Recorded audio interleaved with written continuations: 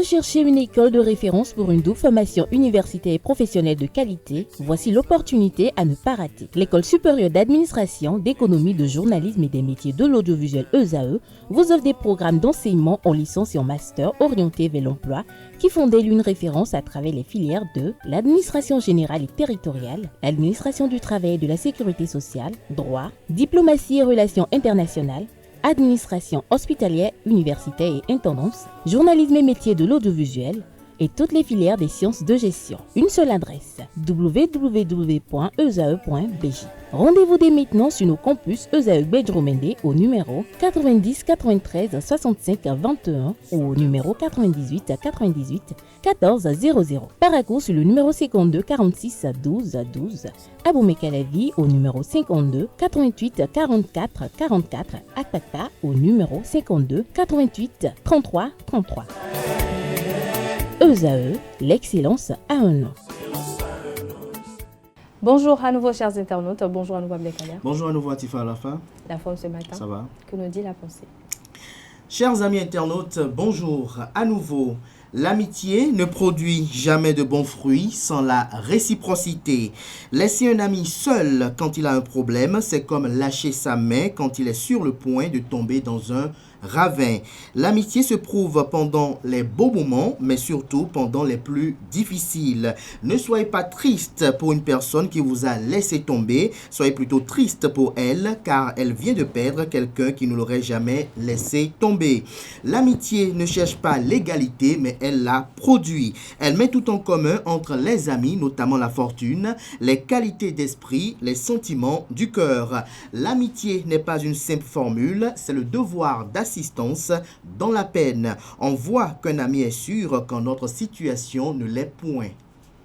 Merci à vous Abdelkader pour cette pensée. Un petit commentaire pour nos amis internautes. Le petit commentaire supplétif sur ce qui vient d'être lu à nos amis internautes, c'est de faire comprendre que, comme je le disais tout à l'heure, l'amitié vit de la réciprocité.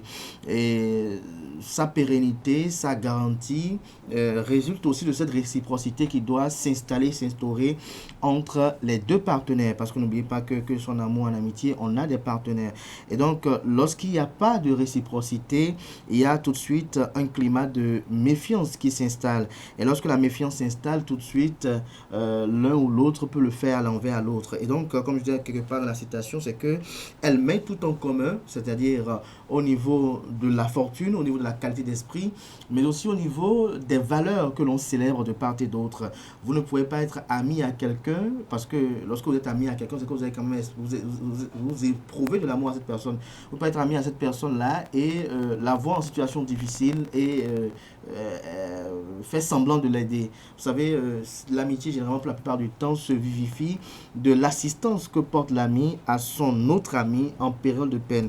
Et comme j'ai eu si bien le dire, je dis quelque part, on voit qu'un ami est sûr quand notre situation ne l'est pas. C'est que lorsque vous n'êtes pas dans une situation sûre, lorsque vous êtes dans des difficultés, c'est en ce moment que vous notez véritablement le vrai ami, celui qui ne vous fréquente pas par opportunisme. Mais non, il y a aussi une nuance qu'il faut faire, peut-être je reviendrai dessus lors d'une autre pensée, c'est qu'il y a de ces personnes qui nous entretiennent que dans le but de notre utilité du moment. Et parfois, ça prête à confusion, on estime que tel ou tel autre est là pour nous, alors que ce sont peut-être les circonstances du moment qui font que cette personne est obligée de composer avec nous, ou peut-être encore que ce sont les choses pour lesquelles nous sommes utiles à cette personne qui font que, voilà, de part et d'autre. Et donc, le vrai ami, c'est celui qui, par altruisme et par désintéressement, est à nos côtés et est soucieux de notre meilleur devenir, est soucieux de nous voir réussir, est soucieux de l'amélioration de nos conditions de vie. Parfois même, vous pourrez être étonné de voir l'ami qui n'a pas peut-être le niveau de son autre ami, mais qui est soucieux que celui-là grandisse davantage, parce qu'il se dit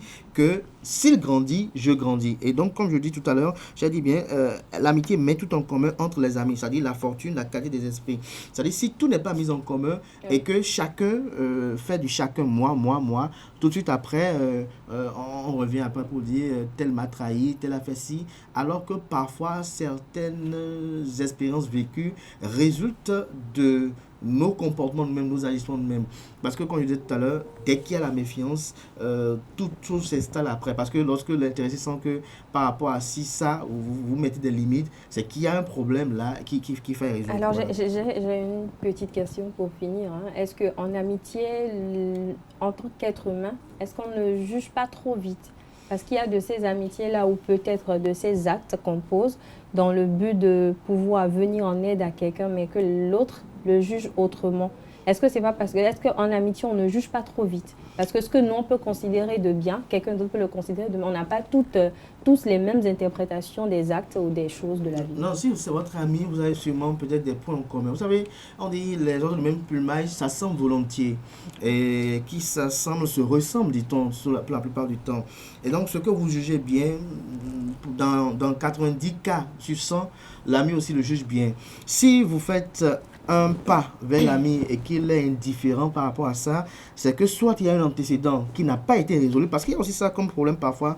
Certaines personnes, c'est vrai qu'on dit dans nos dialectes que la langue et les dents sont ensemble, mais parfois il y a peut-être de petits achoppements. Voilà. Donc s'il y a des antécédents que vous ne solutionnez pas, que vous ne réglez pas totalement, et que vous passez par devant dessus pour dire bon, on peut continuer avec, l'ami ne peut pas totalement se taire, parce que il va estimer qu'il a été abusé, il va estimer que vous avez été pas correct par rapport à un fait, oui, et que vous avez méprisé son comportement. Et par rapport à ça, c'est un véritable problème. À un moment donné, lorsque vous sentez que l'ami est fâché par rapport à tel autre problème, il faut créer la discussion pour dire j'ai constaté que par rapport à tel, tu as été fâché, tu m'excuses beaucoup. Et essayer de comprendre aussi les motivations, parce que c'est aussi ça le véritable problème.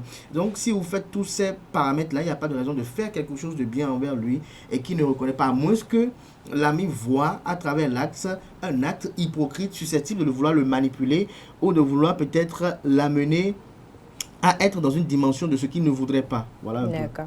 Merci à vous, Abdelkader Chero, pour ces petits commentaires. Merci à vous, chers internautes. À présent, je vais convier en plateau les présentateurs du bulletin matinal d'information et de l'actualité sportive.